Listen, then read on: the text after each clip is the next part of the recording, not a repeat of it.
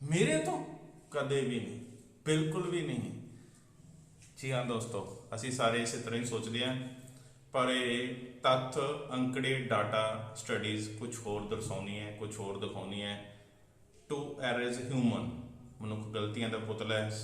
बिना सोचे समझे, बिना तैयारी किए ਜਦੋਂ भी ਅਸੀਂ कोई काम करते हैं तो हर एक सधारण मनुख तो, मेरे ਜਿਹੇ मनुख तो, ਤੁਹਾਡੇ ਵਰਗੇ ਇਨਸਾਨ ਤੋਂ ਗਲਤੀਆਂ ਹੋ ਹੀ ਜਾਂਦੀਆਂ ਨੇ। ਤੇ ਅੱਜ ਅਸੀਂ ਇਸ ਵੀਡੀਓ 'ਚ ਅਸੀਂ ਇੰਸ਼ੋਰੈਂਸ ਨਾਲ ਸੰਬੰਧਿਤ 5 ਉਹਨਾਂ ਕਾਮਨ ਮਿਸਟੇਕਸ ਦੀ ਗੱਲ ਕਰਾਂਗੇ ਜਿਹੜੀ ਅਸੀਂ ਸਧਾਰਨ ਲੋਕ ਅਕਸਰ ਹੀ ਕਰਦੇ ਹਾਂ। ਆਓ ਅੱਜ ਦੀ ਇਸ ਵੀਡੀਓ ਨੂੰ ਸ਼ੁਰੂ ਕਰਦੇ ਹਾਂ।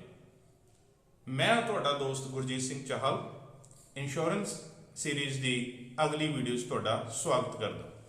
ਜਦੋਂ भी ਅਸੀਂ ਜ਼ਿੰਦਗੀ 'ਚ ਕੋਈ ਕੰਮ, ਕੋਈ ਨੌਕਰੀ, ਕੋਈ ਛੋਟਾ ਮੋਟਾ ਕਾਰੋਬਾਰ, ਕੋਈ ਬਿਜ਼ਨਸ, ਕੋਈ ਸੈਲਫ ਇੰਪਲੋਇਡ ਦਾ ਕੰਮ ਸ਼ੁਰੂ ਕਰਦੇ ਹਾਂ ਤੇ ਆਪਣੇ ਰੋਜ਼ਾਨਾ ਦੇ ਖਰਚੇ ਕੱਢ ਕੇ ਸਾਡੇ ਕੋਲ ਥੋੜਾ ਜਿਹਾ ਵੀ ਪੈਸਾ ਬਚਤ ਹੋਣ ਲੱਗਦਾ ਹੈ ਜਾਂ ਅਸੀਂ ਸੇਵਿੰਗ ਕਰਨੀ ਸ਼ੁਰੂ ਕਰ ਦਿੰਦੇ ਹਾਂ, ਤਾਂ ਸਾਡੇ ਮਨ ਦੇ ਵਿੱਚ ਨਾਲ ਦੀ ਨਾਲ ਇੱਕ ਵਿਚਾਰ, ਇੱਕ ਖਿਆਲ ਪੈਦਾ ਹੁੰਦਾ ਹੈ ਕਿ ਇਸ ਪੈਸੇ ਨੂੰ ਕਿਤੇ ਇਨਵੈਸਟ ਕੀਤਾ ਜਾਵੇ, इस पैसे ਨੂੰ ਕਿਤੇ ਨਿਵੇਸ਼ ਕਰ ਦਿੱਤਾ ਜਾਵੇ ਤਾਂ ਕਿ ਪੈਸਾ ਥੋੜਾ ਵੱਧ ਜੇ, ਥੋੜਾ ਗਰੋ ਕਰ ਜੇ।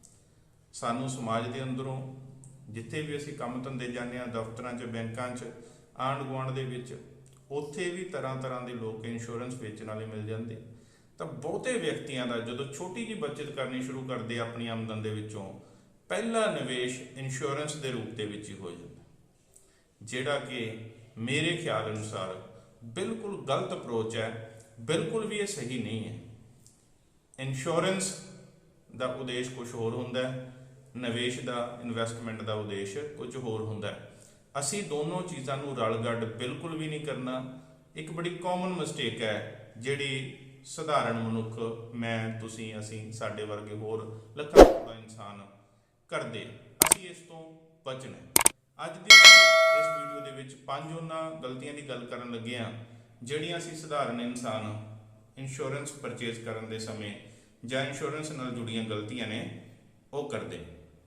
ਸਭ ਤੋਂ ਪਹਿਲੀ ਗਲਤੀ ਤਾਂ ਇਹ ਹੈ ਕਿ ਬਹੁਤੇ ਇਨਸਾਨ ਸੋਚਦੇ ਆ ਆਈ ਡੋਂਟ ਨੀਡ ਇੰਸ਼ੋਰੈਂਸ, ਮੈਨੂੰ ਇੰਸ਼ੋਰੈਂਸ ਦੀ ਕੋਈ ਲੋੜ ਹੀ ਨਹੀਂ, ਮੈਂ ਇੰਸ਼ੋਰੈਂਸ ਕਿਉਂ ਲਵਾਂ, why should buy an insurance, ਕਿਉਂ ਖਰੀਦਾਂ ਮੈਂ ਇੰਸ਼ੋਰੈਂਸ। ਇਹ ਸਭ ਤੋਂ ਪਹਿਲੀ ਮਿਸਟੇਕ। ਬਹੁਤ ਰੇਅਰ ਕੇਸ, ਥੋੜੇ ਜਿਹੇ ਮਨੁੱਖ ਹੋ ਸਕਦੇ ਆ 2-4% ਜਿਨ੍ਹਾਂ ਨੂੰ ਸੱਚੀ ਮੁੱਚੀ ਇੰਸ਼ੋਰੈਂਸ ਖਰੀਦਣ ਦੀ ਲੋੜ ਨਹੀਂ। ਉਦਾਹਰਨ ਲਈ ਕੋਈ ਵਿਅਕਤੀ ਅੱਜ ਸਿੰਗਲ ਹੈ, ਉਹਨੇ ਪੂਰਾ ਦ੍ਰਿੜ ਨਿਸ਼ਚੈ ਕਰ ਲਿਆ ਕਿ ਮੈਂ ਸਾਰੀ ਉਮਰ ਸਿੰਗਲ ਹੀ ਰਹਿਣਾ ਹੈ, ਉਹਦੇ ਤੇ ਕੋਈ ਡਿਪੈਂਡੈਂਟ ਹੈ ਹੀ ਨਹੀਂ, ਨਾ ਉਹਦੇ ਬੱਚੇ ਆ, ਨਾ ਉਹਦਾ ਸਪਾਊਸ ਹੈ। ਉਹ ਵਿਅਕਤੀ ਦਾ ਲੌਜਿਕ ਠੀਕ ਹੋ ਸਕਦਾ ਹੈ ਕਿ ਆਈ ਡੋਂਟ ਨੀਡ ਇੰਸ਼ੋਰੈਂਸ, ਪਰ ਬਹੁਤੇ ਵਿਅਕਤੀ, 99% ਵਿਅਕਤੀਆਂ ਨੂੰ ਇੰਸ਼ੋਰੈਂਸ ਦੀ ਲੋੜ ਹੁੰਦੀ। ਜਿਹੜੇ ਵਿਅਕਤੀਆਂ ਨੂੰ ਵਰਤਮਾਨ ਸਮੇਂ ਲਾਇਬਿਲਿਟੀਜ਼ ਨਹੀਂ ਹੈਗੀਆਂ, ਰਿਸਕ ਘੱਟ ਹੈ, ਉਮਰ ਛੋਟੀ ਹੈ, ਪਰਿਵਾਰ ਵੀ ਛੋਟਾ ਹੈ, ਅਜੇ ਅਨਮੈਰਿਡ ਨੇ, ਮਾਂ-ਬਾਪ ਵੀ ਅਰਨਿੰਗ ਹੈਂਡ ਨੇ, ਮਾਂ-ਬਾਪ ਦੀ ਏਜ ਵੀ ਹਜੇ ਜ਼ਿਆਦਾ ਓਲਡ ਏਜ ਨਹੀਂ ਨੇ, ਉਹਨੂੰ ਲੱਗ ਸਕਦਾ ਕਿ ਮੈਨੂੰ ਇੰਸ਼ੋਰੈਂਸ ਦੀ ਕੋਈ ਲੋੜ ਨਹੀਂ ਹੈ। ਲੇਕਿਨ ਭਵਿੱਖ ਦੇ ਵਿੱਚ ਉਹਦੀ ਜ਼ਿੰਦਗੀ 'ਚ ਜਿਹੜੀ ਤਬਦੀਲੀਆਂ ਆਉਣਗੀਆਂ, ਜਿਹੜੀਆਂ ਉਹਦੀਆਂ ਲਾਈਫ ਸਟੇਜਸ ਨੇ, ਨੈਕਸਟ ਸਟੇਜ 'ਤੇ ਜਾ ਕੇ ਉਹਨੂੰ ਇੰਸ਼ੋਰੈਂਸ ਦੀ ਲੋੜ ਜ਼ਰੂਰ ਪੈ ਜਾਏਗੀ। ਉਹਦੀਆਂ ਲਾਇਬਿਲਿਟੀਜ਼ ਵਧਣਗੀਆਂ। ਅੱਜ ਉਹ ਸਿੰਗਲ ਹੈ, ਉਹਦੇ ਵਿਆਹ ਵੀ ਹੋ ਜੂ, ਬੱਚੇ ਵੀ ਹੋ ਜਾਣਗੇ, ਉਹਨੂੰ ਲੋਨ ਵੀ ਲੈਣੇ ਪੈਣਗੇ, ਉਹਨੂੰ ਤਰ੍ਹਾਂ ਤਰ੍ਹਾਂ ਦੀਆਂ, ਉਹਦੇ ਮਾਂ-ਬਾਪ ਵੀ ਕਮਾਉਣਾ ਬੰਦ ਕਰਨਗੇ, ਉਹਦੇ ਮਾਂ-ਬਾਪ ਦੀ ਉਮਰ ਵੀ ਵਧੂਗੀ, ਉਹ ਬਿਮਾਰ ਵੀ ਹੋਣਗੇ, ਬਹੁਤ ਸਾਰੀਆਂ ਚੇਂਜਸ ਲਾਈਫ ਦੇ ਵਿੱਚ ਆਉਣਗੀਆਂ, ਜਿਸ ਕਰਕੇ ਉਹਦੀ ਇੰਸ਼ੋਰੈਂਸ ਖਰੀਦਣ ਦੀ ਜ਼ਰੂਰਤ ਬਣ ਜੂਗੀ। ਇੱਕ ਹੋਰ ਵਰਗ ਹੈ ਜਿਹੜੇ ਦੋਨੋਂ ਮੀਆਂ ਬੀਵੀ ਕਮਾਉਂਦੇ ਆ, ਉਹਨਾਂ 'ਚ ਵੀ ਕਈ ਵਿਅਕਤੀ ਇਸ ਤਰ੍ਹਾਂ ਸੋਚਦੇ ਆ ਕਿ ਸਾਨੂੰ ਇੰਸ਼ੋਰੈਂਸ ਦੀ ਲੋੜ ਨਹੀਂ। ਮੇਰਾ ਆਪਣਾ ਇਹ ਖਿਆਲ ਹੈ ਕਿ ਉਹਨਾਂ ਨੂੰ ਵੀ, ਦੋ ਛੱਡੋ, ਜੇ ਕਿਸੇ ਘਰੇ 4 ਵਿਅਕਤੀ ਵੀ ਕਮਾਉਂਦੇ ਆ, ਉਹਨੂੰ ਵੀ ਇੰਸ਼ੋਰੈਂਸ ਦੀ ਲੋੜ ਹੈ। ਠੀਕ ਹੈ, ਕਿਸੇ ਹੋਰ ਵੀਡੀਓ 'ਚ ਤੇ ਡਿਟੇਲ 'ਚ ਗੱਲ ਕਰਾਂਗੇ ਕਿ ਕਿਉਂ ਲੋੜ ਹੈ, ਲੇਕਿਨ ਉਹਨਾਂ ਨੂੰ ਵੀ ਇੰਸ਼ੋਰੈਂਸ ਖਰੀਦਣ ਦੀ ਲੋੜ ਹੈ। ਤਾਂ ਉਹਨਾਂ ਨੇ ਵੀ ਇਹ ਗਲਤੀ ਨਹੀਂ ਕਰਨੀ, ਇਹ ਲੌਜਿਕ ਨਹੀਂ ਦੇਣਾ I don't need to buy an insurance. ਉਹਨਾਂ ਨੂੰ ਇੰਸ਼ੋਰੈਂਸ ਖਰੀਦਣਾ ਚਾਹੀਦਾ। ਸੈਕਿੰਡ ਮਿਸਟੇਕ ਹੈ ਜਿਹੜੀ ਦੂਸਰੀ ਵੱਡੀ ਗਲਤੀ ਹੈ ਜਿੱਥੋਂ ਅਸੀਂ ਗੱਲ ਦੀ ਸ਼ੁਰੂਆਤ ਕੀਤੀ, ਉਹੀ ਹੈ insurance is a good investment. ਸਾਡੇ ਇੰਡੀਆ ਦੇ ਵਿੱਚ ਮੋਰ ਦੈਨ 90% ਲੋਕ ਜਿਹੜੇ ਇੰਸ਼ੋਰੈਂਸ ਖਰੀਦਦੇ ਆ, ਉਹ ਇਹੀ ਸੋਚ ਕੇ ਖਰੀਦਦੇ ਆ ਕਿ ਇੰਸ਼ੋਰੈਂਸ ਇੱਕ ਚੰਗਾ ਨਿਵੇਸ਼ ਹੈ, ਇੱਕ ਚੰਗੀ ਇਨਵੈਸਟਮੈਂਟ ਹੈ। ਬੇਸਿਕਲੀ ਉਹਨਾਂ ਨੂੰ ਕੋਈ ਲਾਈਫ ਇੰਸ਼ੋਰੈਂਸ ਵੇਚਿਆ ਜਾਂਦਾ ਹੈ, ਕੋਈ ਮਨੀ ਬੈਕ ਜਿਹੜਾ ਪਲਾਨ ਹੈ ਉਹ ਵੇਚਿਆ ਜਾਂਦਾ ਹੈ, ਔਰ ਉਹਨਾਂ ਨੂੰ ਚਾਹੇ ਉਹਨਾਂ ਨੇ ਉਹ ਬੈਂਕ 'ਚੋਂ ਖਰੀਦਿਆ, ਚਾਹੇ ਕਿਸੇ ਇੰਸ਼ੋਰੈਂਸ ਏਜੰਟ ਤੋਂ ਖਰੀਦਿਆ, ਚਾਹੇ ਆਨਲਾਈਨ ਖਰੀਦਿਆ, ਕਿਤੋਂ ਵੀ ਖਰੀਦਿਆ, ਕਿਸੇ ਰਿਸ਼ਤੇਦਾਰ ਦੋਸਤ ਦੀ ਰਿਕਮੈਂਡੇਸ਼ਨ ਤੇ ਖਰੀਦਿਆ, ਉਹਨਾਂ ਨੂੰ ਇਹੀ ਸਮਝਾਇਆ ਜਾਂਦਾ ਹੈ ਕਿ ਤੁਹਾਡਾ ਪੈਸਾ 14 ਸਾਲ 'ਚ, 15 ਸਾਲ 'ਚ, 16 ਸਾਲ 'ਚ ਡਬਲ ਹੋ ਜਾਊਗਾ, ਤੁਹਾਨੂੰ ਆਹ ਮਿਲ ਜਾਊਗਾ, ਤੁਹਾਨੂੰ 4 ਸਾਲਾਂ ਬਾਅਦ ਇੰਨੇ ਪੈਸੇ ਵਾਪਸ ਮਿਲ ਜਾਣਗੇ, 8 ਸਾਲਾਂ ਬਾਅਦ ਇੰਨੇ ਪੈਸੇ ਵਾਪਸ ਮਿਲ ਜਾਣਗੇ। ਇਸ ਤਰੀਕੇ ਨਾਲ ਜਿਹੜਾ ਪਲਾਨ ਹੈ ਉਹ ਉਹਨਾਂ ਨੂੰ ਐਕਸਪਲੇਨ ਕੀਤਾ ਜਾਂਦਾ, ਜਿਹੜਾ ਕਿ ਬਿਲਕੁਲ ਵੀ ਸਹੀ ਤਰੀਕਾ ਨਹੀਂ ਹੈ। ਇਹਦੇ ਵਿੱਚ ਸਾਨੂੰ ਬਹੁਤ ਹੀ ਛੋਟੀ ਰਿਟਰਨ ਮਿਲਦੀ ਹੈ, ਬਹੁਤ ਹੀ ਥੋੜੀ ਰਿਟਰਨ ਮਿਲਦੀ ਹੈ, ਜਿਹੜੀ ਕਰੰਸੀ ਡੈਪਰੀਸੀਏਸ਼ਨ ਨੂੰ ਤੇ ਇਨਫਲੇਸ਼ਨ ਨੂੰ ਵੀ ਬੀਟ ਨਹੀਂ ਕਰ ਪਾਉਂਦੀ। ਜਿਹੜੀ ਮਹਿੰਗਾਈ ਦਰ ਹੈ ਜਾਂ ਸਾਡਾ ਰੁਪਈਆ ਅਮਰੀਕਨ ਡਾਲਰ ਦੇ ਮੁਕਾਬਲੇ ਦਿਨੋਂ ਦਿਨ ਡਿੱਗ ਰਿਹਾ ਹੈ, ਹਰ ਸਾਲ ਡਿੱਗਦਾ, ਉਹਨੂੰ ਵੀ ਬੀਟ ਨਹੀਂ ਕਰ ਪਾਉਂਦੀ ਉਹ ਇੰਸ਼ੋਰੈਂਸ ਦੀ ਰਿਟਰਨ, ਜਿਹੜੀ ਕਿ ਆਮ ਤੌਰ ਤੇ FD ਨਾਲੋਂ ਵੀ ਘੱਟ ਹੁੰਦੀ ਹੈ, ਜਾਂ ਅੱਜ ਦੇ ਸਮੇਂ 'ਚ ਕਹਿ ਲਈਏ 4-5% ਐਨੂਅਲ। ਕੋਈ ਵੀ ਇੰਸ਼ੋਰੈਂਸ ਵੇਚਣ ਵਾਲਾ ਵਿਅਕਤੀ ਜਿਹੜਾ ਲਾਈਫ ਇੰਸ਼ੋਰੈਂਸ ਵੇਚਦਾ ਹੈ, ਮਨੀ ਬੈਕ ਪਲਾਨ ਵੇਚਦਾ ਹੈ, ਉਹ ਸਾਨੂੰ ਕਦੇ ਵੀ ਨਹੀਂ ਦੱਸਦਾ ਕਿ ਇਸ ਪਲਾਨ ਦੀ ਐਨੂਅਲ ਰਿਟਰਨ ਤੁਹਾਨੂੰ ਕੀ ਮਿਲੂ। ਔਰ ਦੂਸਰਾ, ਸਮ ਅਸ਼ੋਰਡ ਉਹਦਾ ਸਾਨੂੰ ਬੜਾ ਹੀ ਘੱਟ ਮਿਲਦਾ। ਤਾਂ ਜਿਸ ਉਦੇਸ਼ ਲਈ ਅਸੀਂ ਇੰਸ਼ੋਰੈਂਸ ਖਰੀਦਿਆ ਹੈ, ਇੱਕ ਰਿਸਕ ਨੂੰ ਕਵਰ ਕਰਨ ਲਈ, ਇੱਕ ਫਾਈਨੈਂਸ਼ੀਅਲ ਸਿਕਿਉਰਿਟੀ ਲਈ, ਉਹਨੂੰ ਉਹ ਫੁੱਲਫਿਲ ਹੀ ਨਹੀਂ ਕਰ ਪਾਉਂਦਾ, ਕਿਉਂਕਿ ਸਾਨੂੰ ਇਹਨੇ, ਜੇ ਅਨਫੋਰਚੂਨੇਟਲੀ ਸਾਡੀ ਡੈਥ ਹੁੰਦੀ ਹੈ ਤਾਂ ਸਾਨੂੰ 2 ਲੱਖ 4 ਲੱਖ ਰੁਪਏ ਮਿਲਦਾ ਹੈ। ਉਹ ਪੈਸਾ ਬਹੁਤ ਹੀ ਥੋੜਾ ਹੈ, ਸਾਡੀਆਂ ਜਿਹੜੀਆਂ ਫਾਈਨੈਂਸ਼ੀਅਲ ਲਾਇਬਿਲਿਟੀਜ਼ ਨੇ, ਸਾਡੀਆਂ ਆਰਥਿਕ ਜਿਹੜੀਆਂ ਜ਼ਿੰਮੇਵਾਰੀਆਂ ਨੇ, ਲੋੜਾਂ ਨੇ, ਉਹਨਾਂ ਨੂੰ ਉਹ ਪੂਰਾ ਨਹੀਂ ਕਰ ਸਕਦਾ। ਤਾਂ ਅਸੀਂ ਇਨਵੈਸਟਮੈਂਟ ਨੂੰ ਅਲੱਗ ਰੱਖਣਾ ਹੈ, ਇੰਸ਼ੋਰੈਂਸ ਨੂੰ ਅਲੱਗ ਰੱਖਣਾ ਹੈ। ਇਨਵੈਸਟਮੈਂਟ ਦੇ ਹੋਰ ਬੜੇ ਤਰੀਕੇ ਨੇ, ਬੜੇ ਟੂਲ ਨੇ, ਬੜੀਆਂ ਥਾਵਾਂ ਜਿੱਥੇ ਅਸੀਂ ਪੈਸੇ ਨੂੰ ਇਨਵੈਸਟ ਕਰ ਸਕਦੇ ਹਾਂ। ਸਾਨੂੰ ਉਹ ਅਲੱਗ ਤੋਂ ਸਿੱਖਣਾ ਪਊਗਾ, ਉਸ ਦੀ ਕਿਸੇ ਹੋਰ ਸੀਰੀਜ਼ 'ਚ ਗੱਲ ਕਰਾਂਗੇ। ਲੇਕਿਨ ਜਦੋਂ ਅਸੀਂ ਇੰਸ਼ੋਰੈਂਸ ਖਰੀਦਣਾ ਹੈ, ਸਾਡਾ ਪਿਓਰ ਕਲੀਅਰ ਕੱਟ ਸਾਫ਼ ਏਮ ਹੋਣਾ ਚਾਹੀਦਾ ਹੈ ਫਾਈਨੈਂਸ਼ੀਅਲ ਸਿਕਿਉਰਿਟੀ, ਆਪਣੀਆਂ ਲਾਇਬਿਲਿਟੀਜ਼ ਨੂੰ ਲੈ ਕੇ ਜਿਹੜਾ ਰਿਸਕ ਹੈ ਉਹਨੂੰ ਕਵਰ ਕਰਨਾ, ਨਾ ਕਿ ਪੈਸੇ ਨੂੰ ਗਰੋ ਕਰਨਾ, ਨਾ ਕਿ ਪੈਸੇ ਤੋਂ ਰਿਟਰਨ ਲੈਣਾ, ਨਾ ਕਿ ਪੈਸੇ ਨੂੰ ਡਬਲ ਕਰਨਾ, 3 ਗੁਣਾ ਕਰਨਾ। ਇਹ ਸਾਡਾ ਏਮ, ਟਾਰਗੇਟ, ਫੋਕਸ ਬਿਲਕੁਲ ਵੀ ਨਹੀਂ ਹੋਣਾ ਚਾਹੀਦਾ। ਇੱਥੇ ਅਸੀਂ ਮਾਰ ਖਾ ਜਾਂਦੇ ਹਾਂ, ਇਸ ਤੋਂ ਅਸੀਂ ਬਚਣਾ ਹੈ, ਗਲਤੀ ਅਸੀਂ ਬਿਲਕੁਲ ਵੀ ਨਹੀਂ ਕਰਨੀ। ਨੈਕਸਟ ਜਿਹੜੀ ਥਰਡ ਮਿਸਟੇਕ ਹੈ, ਜਿਹੜੀ ਬਹੁਤ ਸਾਰੇ ਲੋਕ ਕਰਦੇ ਆ, ਜਾਂ ਤਾਂ ਅੰਡਰ ਕਵਰੇਜ ਰੱਖ ਲੈਂਦੇ ਆ ਜਾਂ ਓਵਰ ਕਵਰੇਜ ਕਰ ਲੈਂਦੇ। ਇਹਦਾ ਕੀ ਮਤਲਬ ਹੈ? ਸਿੰਪਲ ਭਾਸ਼ਾ ਦੇ ਵਿੱਚ, ਜਾਂ ਤਾਂ ਘੱਟ ਸਮ ਅਸ਼ੋਰਡ ਲੈ ਲੈਂਦੇ ਆ, ਜਾਂ ਲੋੜ ਤੋਂ ਵੱਧ ਸਮ ਅਸ਼ੋਰਡ ਲੈ ਕੇ ਜ਼ਿਆਦਾ ਪ੍ਰੀਮੀਅਮ ਪੇ ਕਰੀ ਜਾਂਦੇ। ਹਰ ਇੱਕ ਵਿਅਕਤੀ ਲਈ ਅਲੱਗ-ਅਲੱਗ ਸਮ ਅਸ਼ੋਰਡ ਡਿਸਾਈਡ ਹੁੰਦੇ ਨੇ, ਸਭ ਦੀ ਆਮਦਨ ਅਲੱਗ-ਅਲੱਗ ਹੈ, ਸਭ ਦੀਆਂ ਲੋੜਾਂ ਅਲੱਗ-ਅਲੱਗ ਹੈ, ਸਭ ਦੀ ਉਮਰ ਅਲੱਗ-ਅਲੱਗ ਹੈ, ਸਭ ਦੀਆਂ ਜਿਹੜੀਆਂ ਫਾਈਨੈਂਸ਼ੀਅਲ ਲਾਇਬਿਲਿਟੀਜ਼ ਨੇ ਉਹ ਵੀ ਅਲੱਗ-ਅਲੱਗ ਨੇ। ਤਾਂ ਸਾਰੇ ਵਿਅਕਤੀਆਂ ਲਈ, ਸਾਰੇ ਪਰਿਵਾਰਾਂ ਲਈ ਇੱਕੋ ਹੀ ਸਮ ਅਸ਼ੋਰਡ ਫਿਕਸ ਨਹੀਂ ਕੀਤਾ ਜਾ ਸਕਦਾ। ਸਾਨੂੰ ਕਿਸੇ ਪ੍ਰੋਫੈਸ਼ਨਲ ਵਿਅਕਤੀ ਦੀ ਮਦਦ ਲੈਣੀ ਚਾਹੀਦੀ ਹੈ, ਕਿਸੇ ਜਾਣਕਾਰ ਗਿਆਨਵਾਨ ਵਿਅਕਤੀ ਦੀ ਹੈਲਪ ਲੈਣੀ ਚਾਹੀਦੀ ਹੈ, ਉਹ ਤੋਂ ਗਾਈਡੈਂਸ ਲੈਣੀ ਚਾਹੀਦੀ ਹੈ। ਆਪਣੀ ਫੈਮਿਲੀ ਦੀਆਂ ਜਿਹੜੀਆਂ ਸਥਿਤੀਆਂ ਪਰਿਸਥਿਤੀਆਂ ਨੇ ਉਹਨਾਂ ਦੇ ਅਨੁਸਾਰ ਆਪਣੇ ਲਈ ਸਮ ਅਸ਼ੋਰਡ ਕੈਲਕੂਲੇਟ ਕਰਵਾਉਣਾ ਚਾਹੀਦਾ ਹੈ ਕਿ ਮੈਨੂੰ ਕਿੰਨਾ ਸਮ ਅਸ਼ੋਰਡ ਲੈਣਾ ਚਾਹੀਦਾ।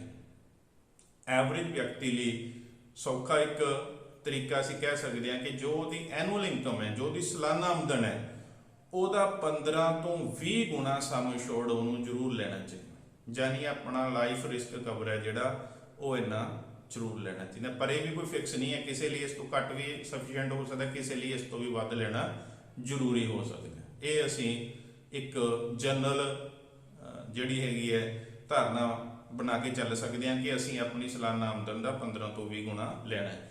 ਉਦਾਹਰਨ ਲਈ ਕੋਈ ਵਿਅਕਤੀ 5 ਲੱਖ ਰੁਪਇਆ ਸਾਲ ਦਾ ਕਮਾਉਂਦਾ ਹੈ ਤਾਂ ਉਹਨੂੰ 75 ਲੱਖ ਤੋਂ ਲੈ ਕੇ 1 ਕਰੋੜ ਰੁਪਏ ਤੱਕ ਦਾ ਜਿਹੜਾ ਰਿਸਕ ਕਵਰ ਉਹ ਲੈਣਾ ਚਾਹੀਦਾ ਕਿ ਜੇਕਰ ਅਨਫੋਰਚੂਨੇਟਲੀ ਉਹਦੀ ਅਨਟਾਈਮਲੀ ਜਾਂ ਟੂ ਅਰਲੀ ਡੈਥ ਹੋ ਜਾਂਦੀ ਹੈ ਤਾਂ ਉਸ ਦੇ ਵਾਰਸਾਂ ਨੂੰ, ਉਹਦੀ ਪਰਿਵਾਰ ਨੂੰ, ਉਹਦੇ ਡਿਪੈਂਡੈਂਟ ਜਿਹੜੇ ਪਿੱਛੇ ਲੋਕ ਨੇ ਉਹਨਾਂ ਨੂੰ ਇੰਨੇ ਪੈਸੇ ਮਿਲਣ ਤਾਂ ਕਿ ਉਹ ਜਿਹੜੀ ਇਨਕਮ ਡਿਸਟਰੋਏ ਹੋਈ ਹੈ ਉਹਨੂੰ, ਉਹਦੀ ਭਰਪਾਈ ਹੋ ਸਕੇ।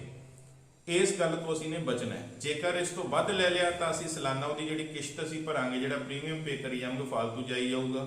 ਜੇ ਅਸੀਂ ਇਸ ਤੋਂ ਘੱਟ ਲਿਆ, 2 ਲੱਖ ਦਾ, 4 ਲੱਖ ਰੁਪਏ ਦਾ ਇਹ ਰਿਸਕ ਲਿਆ, ਰਿਸਕ ਕਵਰ ਲਿਆ, ਸਮ ਅਸ਼ੋਰਡ ਲਿਆ, ਤਾਂ ਸਾਡਾ ਇੰਸ਼ੋਰੈਂਸ ਖਰੀਦਣ ਦਾ ਉਦੇਸ਼ ਹੀ ਪੂਰਾ ਨਹੀਂ ਹੋ ਸਕੂਗਾ। ਜਿਸ ਕੰਮ ਲਈ ਅਸੀਂ ਉਹ ਖਰੀਦਿਆ ਉਹ ਪੂਰਾ ਨਹੀਂ ਹੋ ਸਕਣਾ। ਚੌਥੀ ਵੱਡੀ ਮਿਸਟੇਕ ਜਿਹੜੀ ਅਸੀਂ ਕਰਦੇ ਹਾਂ, cheapest insurance is the best. ਇਹ ਇੰਡੀਅਨ ਮੈਂਟੈਲਿਟੀ ਹੈ ਕਿ ਸਸਤੀ ਚੀਜ਼ ਵਧੀਆ ਹੁੰਦੀ। ਅਸੀਂ 2 ਪਲਾਨ ਦੇਖੇ, 4 ਪਲਾਨ ਦੇਖੇ, 2-4 ਕੰਪਨੀਆਂ ਨੂੰ ਕੰਪੇਅਰ ਕੀਤਾ, ਜਿਹੜੀ ਕੰਪਨੀ ਦਾ, ਜਿਹੜੇ ਪਲਾਨ ਦਾ ਪ੍ਰੀਮੀਅਮ, ਯਾਨੀ ਜਿਹੜੀ ਅਸੀਂ ਸਾਲਾਨਾ किश्त भरते हैं बीमे की इंश्योरेंस की, वो सब तो घट है, असी वही खरीद लेंगे। ये बहुत नुकसानदायक है, बहुत बुरी गल है, बहुत वड्डी गलती है जिहड़ी दी किसी तरीके नाल असीं भविख दे विच सुधार नहीं सकते। दो तीन कारण है। पहली गल, जिस उद्देश लई असीं वो इंश्योरेंस खरीदिया है, रब ना करे जदों सानूं क्लेम लैण दी लोड़ पऊगी उदों कंपनी भी भज जानी है, क्योंकि एक भविख का प्रोमिस, एक वादा है, एक एग्रीमेंट है इंश्योरेंस। अज तो असीं उह तों कुछ लैना नहीं, अज तो असीं पे करी जाना है। 10 साल बाद, 15 साल बाद, 20 साल बाद कदे सानूं उहदी जरूरत पई, हो सकता वो कंपनी सर्वाइव ही ना कर पावे 10-15 साल। एक गल। दूसरी गल, वो कोई बहाना बना के किसी टर्म एंड कंडीशन का साडा क्लेम रिजैक्ट कर सकती है, तो साडे परिवार नूं उस दुखों का जो पहाड़ टुटिया होगा उदों कोर्ट कचहरियां के चक्कर कट्टने पैणगे, उस कंपनी ने क्लेम नहीं देना। अगली गल, जिहड़ा असीं कई व्यक्ति बड़े लॉजिक दिंदे आ, बड़ी बहस करते हैं, असीं बहस करन लई उदों उत्थे मौजूद नहीं होवांगे। जदों साडी अनटाइमली डैथ होगी तां ही क्लेम लेना पैना है, तो असीं दुनिया 'च ही नहीं होवांगे। असीं बीमा कंपनी लई लड़न वास्ते, उन्हां नाल आर्गू करन वास्ते, बहस करन लई, लॉजिक देण लई उत्थे नहीं होवांगे। तो सानूं हमेशा किसी ट्रस्टड ब्रांड तो, किसी रिपूटेड कंपनी तो, किसी चंगी पेरेंटल, चंगी मैनेजमेंट वाली कंपनी तो, जिहड़ी आउण वाले 20-50 साल भी रहे, इहो जी कंपनी तो इंश्योरेंस खरीदना चाहिए। फिर ਉਹਦੇ कई तरह के रेशो भी देखने चाहिए है, जिमें क्लेम सैटलमेंट रेशो है जिहड़ा वो 95% एटलीस्ट होवे, 95% ਜਾਂ उस तो वध होवे। हर साल IRDA है जिहड़ी रैगूलेटरी बॉडी है इंश्योरेंस कंपनियां दी, भारत सरकार दी, वो डाटा रिलीज करदी, सानूं उहनूं स्टडी करन दी लोड़ है।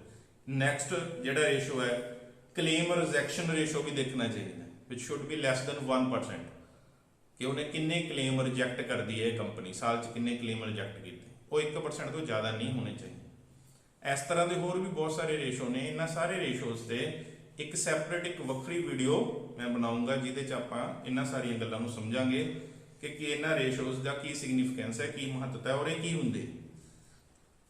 अगली पंजवीं जिहड़ी मिसटेक है वो हैगी है, इंश्योरेंस प्लान्स नूं कंपेयर ही नहीं करते, क्योंकि बहुत सारे व्यक्ति किसी एजेंट तो इंश्योरेंस प्लान खरीद लेंगे। बहुत सारे व्यक्ति बैंक गए किसी काम, बैंकिंग सर्विसेज लैन लई, कोई सेविंग अकाउंट है, करंट अकाउंट है, कोई लोन लिया, कुछ भी किया, बैंक के काम गए हैं, उत्ते बैंक वाले सानू विशेष करके प्राइवेट बैंक या अजकल कुछ पब्लिक सैक्टर के बैंक भी, वो सानू कोई इंश्योरेंस प्लान बेच देंगे, तो वो बैंक वाले सानू दूसरियां इंश्योरेंस कंपनियां बारे तो दसदे ही नहीं, दूसरियां इंश्योरेंस कंपनियां दे किहड़े-किहड़े प्लान है उहदे बारे सानू कोई जानकारी नहीं दिंदे।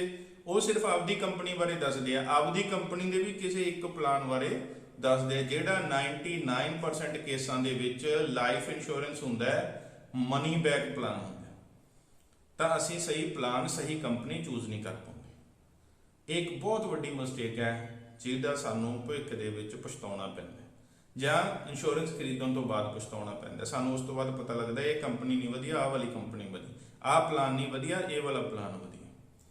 तो सानू कंपनियां नूं भी कंपेयर करना चाहिए, उन्हां दी तुलनात्मक अध्ययन करना चाहिए, कंपैरेटिव स्टडी करनी चाहिए है, और डिफरेंट इंश्योरेंस प्लान्स नूं भी कंपेयर करना चाहिए कि किस दे की फीचर्स ने, की एडवांटेज ने, की डिसएडवांटेज ने, किहड़े प्लान च किहड़ी चंगी चीज़ है, किहड़ी बुरी चीज़ है, किहड़ियां कमियां होगी।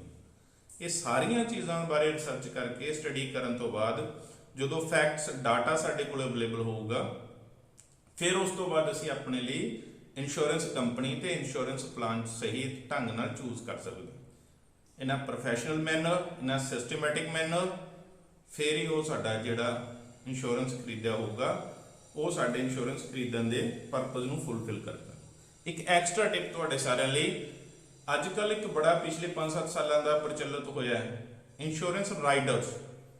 ये बारे भी एक सैपरेट वीडियो बनावांगे, क्योंकि बहुत सारे राइडर्स ने किहड़ा लेना चाहिए, किहड़ा नहीं लेना चाहिए, किहड़ा राइडर हैल्थ इंश्योरेंस ना जोड़ के लेना चाहिए, किहड़ा टर्म इंश्योरेंस ना जोड़ के लेना चाहिए, बहुत कुछ है अगे ये होर गहराई च जाके डीप स्टडी करेंगे। बेसिकली 3-4 पॉपुलर राइडर ने, जो भी असीं इंश्योरेंस खरीदते हैं तो कंपनी जो एजेंट सानू राइडर बेचने की कोशिश करता है, वो चो कुछ साडे लिए लाभदायक ने, कुछ सानू नहीं लेने चाहिए। जिमें एक क्रिटिकल इलनेस राइडर है, एक एक्सीडेंटल राइडर है, प्रीमियम वेवर राइडर है, इस तरह के कई राइडर ने। ਇਹਨਾਂ ਬਾਰੇ ਵੀ ਪੂਰਾ ਗਿਆਨ ਹਾਸਲ ਕਰਕੇ, ਪੂਰੀ ਰਿਸਰਚ ਕਰਕੇ, ਪੂਰੀ ਜਾਣਕਾਰੀ ਲੈ ਕੇ ਫਿਰ ਹੀ ਸਾਨੂੰ ਫੈਸਲਾ ਲੈਣਾ ਚਾਹੀਦਾ ਕਿ ਅਸੀਂ ਕਿਹੜਾ ਰਾਈਡਰ ਲੈਣਾ ਹੈ, ਕਿਹੜਾ ਰਾਈਡਰ ਨਹੀਂ ਲੈਣਾ।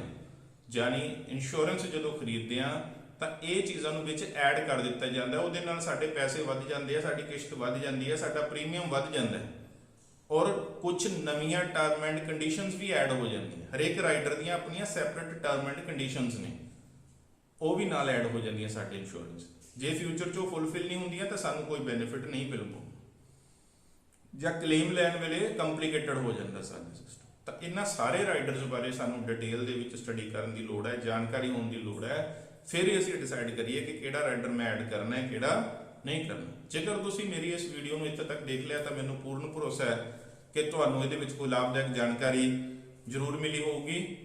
ਇਸ ਲਈ ਤੁਸੀਂ ਮੇਰੀ ਇਸ ਵੀਡੀਓ ਨੂੰ ਲਾਈਕ ਕਰੋ, ਸ਼ੇਅਰ ਕਰੋ, ਕਮੈਂਟ ਕਰੋ। ਕਿਸੇ ਦੀ ਕੋਈ ਇਨਕੁਆਇਰੀ ਹੈ, ਕੋਈ ਪ੍ਰਸ਼ਨ ਹੈ, ਕੋਈ ਡਾਊਟ ਹੈ, ਕੋਈ ਭੁਲੇਖਾ ਹੈ ਤਾਂ ਜ਼ਰੂਰ ਮੇਰੇ ਨਾਲ ਸਾਂਝਾ ਕਰੋ। ਮੈਂ ਉਹਨੂੰ ਜ਼ਰੂਰ ਐਡਰੈਸ ਕਰਨ ਦੀ ਕੋਸ਼ਿਸ਼ ਕਰੂੰਗਾ ਔਰ ਆਉਣ ਵਾਲੇ ਸਮੇਂ ਦੇ ਵਿੱਚ ਇਸ ਇੰਸ਼ੋਰੈਂਸ ਸੀਰੀਜ਼ ਦੀਆਂ ਕੁਝ ਹੋਰ ਵੀਡੀਓਜ਼ ਵੀ ਤੁਹਾਨੂੰ ਮਿਲਣਗੀਆਂ। ਪੂਰੀ ਡਿਟੇਲ ਦੇ ਵਿੱਚ ਇੰਸ਼ੋਰੈਂਸ ਦੀ ਅਸੀਂ ਜਾਣਕਾਰੀ ਹੈ ਜਿਹੜੀ ਤੁਹਾਡੇ ਨਾਲ ਸਾਂਝੀ ਕਰਾਂਗੇ ਔਰ ਮੇਰੇ ਚੈਨਲ ਨੂੰ ਸਬਸਕ੍ਰਾਈਬ ਜ਼ਰੂਰ ਕਰ ਲਿਓ। Thank you.